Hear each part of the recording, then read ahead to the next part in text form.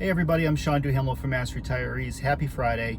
Today's update is going to focus exclusively on our efforts to reform the windfall elimination provision, the so-called WEP law, and H.R.4540, which is Representative Richie Neal from here in Springfield, Mass.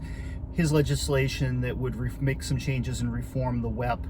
We are doing everything we can to pass this bill during the current congressional session. If you saw our Facebook page and our website yesterday at massretirees.com, you know that we've announced that we now have 46 congressional co-sponsors of H.R. 4540, including all 9 Massachusetts congressmen. This is significant. We are very thankful to the Massachusetts delegation for the ongoing levels of support and work and really the focus that they have put on this issue. And quite honestly, if it wasn't for the work of our folks here in Massachusetts and the people down in Texas and some of the other congressmen around the country from the affected states, because remember there are 2 million Americans who are impacted right now by the windfall elimination provision. That's a significant number. But if it wasn't for the work that these folks are doing on our behalf, this issue would just fall by the wayside and would never change. And we're very hopeful that we can finally get something done on this. Now, before I go any further, I want to first of all, thank those of you who have taken the time to contact your member of Congress, particularly here in Massachusetts. The reason why this is such a hot issue with our delegation is not just because of our association, but because of you and the outreach and the interaction and the engagement that you're taking part in when it comes to advocating on your own behalf. It is absolutely critical. Now, if you live outside of Massachusetts, I need to ask you for your help. We need your help. We need you to contact your local member of Congress in whichever state you live in and ask them to please co-sponsor H.R. 4540. We need them to sign on to this bill. Now, there are 435 members of Congress. Right now, we have 46 of them as co-sponsors of this bill. In order to pass legislation through the House of Representatives, we need 218 votes. So we have a ways to go. We believe that we're going to be able to get there, but we have a lot of work to do. And the good thing is that because of the folks that we have on our side, with Richie Neal being the chairman of Ways and Means as the lead sponsor, we got Jim McGovern, who is the chairman of the House Rules Committee. We have Catherine Clark, who is the vice chairman of the Democratic Caucus in the House, Stephen Lynch, Bill Keating, Joe Kennedy, Seth Moulton, Lori Trahan, Ayanna Pressley. Now, speaking of Congresswomen Pressley and Trahan, they're both freshmen. But I got to tell you, as soon as they took office, actually before they were even sworn into office, last fall, both of them took the initiative to reach out to our office to say, look, we're hearing a lot about the Social Security WEP issue and the GPO issue. Everywhere we go, we're hearing about this. Can you give us more information on it? Because obviously this is important. And I saw both Congresswoman Trahan and Congresswoman Pressley, who's my own personal Congresswoman. I live in Dorchester. She's my member of Congress. I saw both of them a month ago in Washington. I didn't even have to say a word of why I was there. The first thing out of their mouths was, Sean, what's happening with the WEP? What can we do to help? You know, we're hearing good things from Neal's office. We're on board. Just tell us what you need us to do. So they're talking this up. Our entire delegation is. But we need members of Congress from the other states, not just Massachusetts and Texas.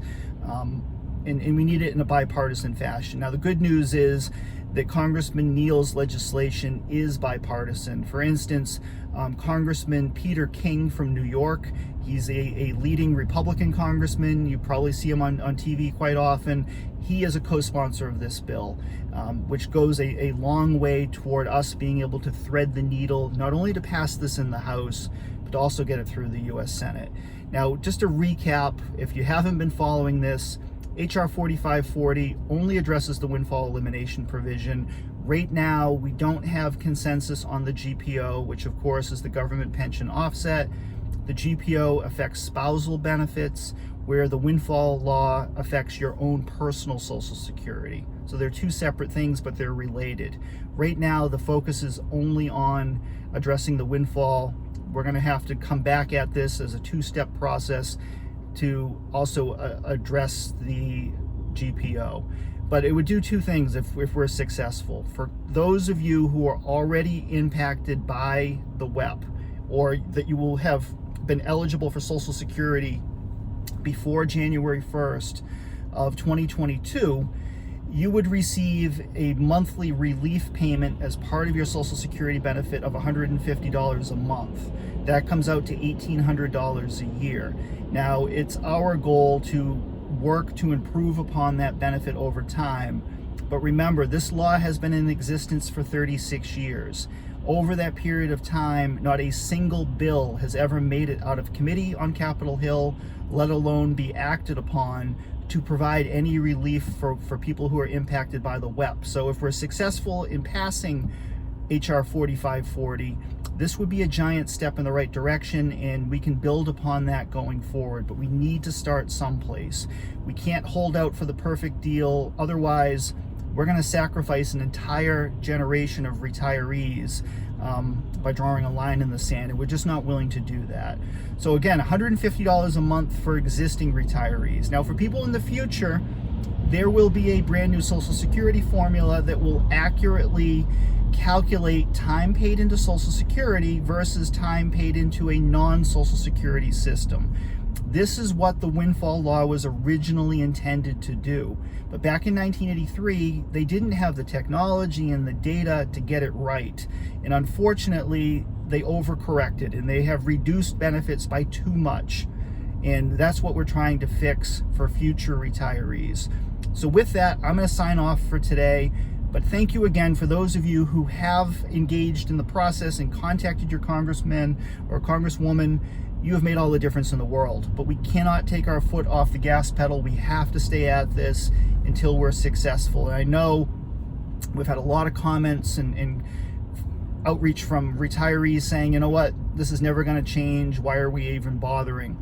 Well, we're not going to give up the fight. That's not what Mass Retirees is all about. That's not how this association has worked over the last 51 years. We're going to stay at this as long as it takes to get some justice for our members. And it's our hope that that justice can come during the current congressional session because of the folks that we have working on your behalf each and every day. So thank you again. Share this video with your friends. Let them know what's going on. Get them involved in this process. We need all the help we can get. But thank you again.